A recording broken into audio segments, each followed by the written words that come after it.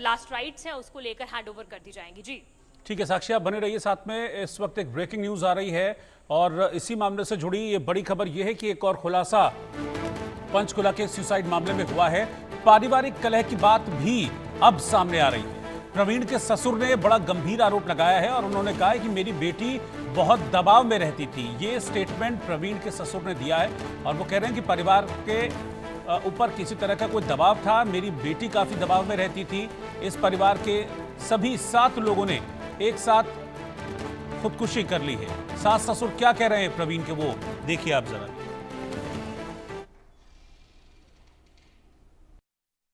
उसके बाद हम फिर मेरा दिल नहीं माना। मैं कहा हो सकता भी मैं वाकई में लड़की डेथ होगी हो। फिर हम 6 में गए। उसके बाद हम फिर मेरा दिल नहीं माना। मैं कहा हो सकता भी मैं वाकई में लड़की डेथ होगी हो। फिर हम 6 में गए। 2015 की बात है। आपने पूछा कि क्या रीजन है, इसलिए मैंने बताया कि पंचकुला में रहते थे। हाँ जी, पहले 15 में रहते थे। रीना में उत्तराखंड से भागे थे, गए थे उत्तराखंड में, कर्जा हो गया मुझे था। कोई फैसला नहीं, मुझे 4 बजे पुलिस वाले आए बस। बेसिकली तो बरवाला के क्या बताया पुलिस वाले ने? भाई पुलिस वाले कहने लगे कौन है, रीना मित्तल तुम्हारी क्या लगती है, फलाना क्या लगता है, ढमकाना। मैं पता नहीं क्या बात है क्या नहीं है। बहुत टाइम हो गया, ठीक है नहीं, यहाँ कहीं बैंक बुक वाले होंगे। कुछ भी नहीं सर, कुछ भी नहीं। मैंने पिछले कल क्या पिछले 10 दिन से कोई बात नहीं है।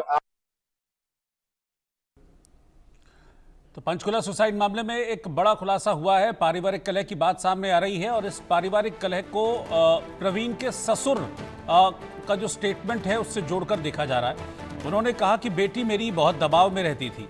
अब किस तरीके का दबाव था, जिस तरह की हम बात अभी साक्षी से कर रहे थे कि क्या किसी तरह का कोई प्रेशर, कोई थ्रेट थी कर्ज को लेकर, या कुछ पारिवारिक कलह इंटरनल कुछ चल रहा था परिवार के बीच में, क्योंकि पूरे परिवार ने एक साथ खुद को खत्म कर लिया।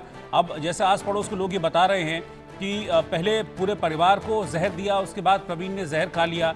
जहर खाने के बाद प्रवीण बाहर जो फुटपाथ था उस पर आकर बैठ गए।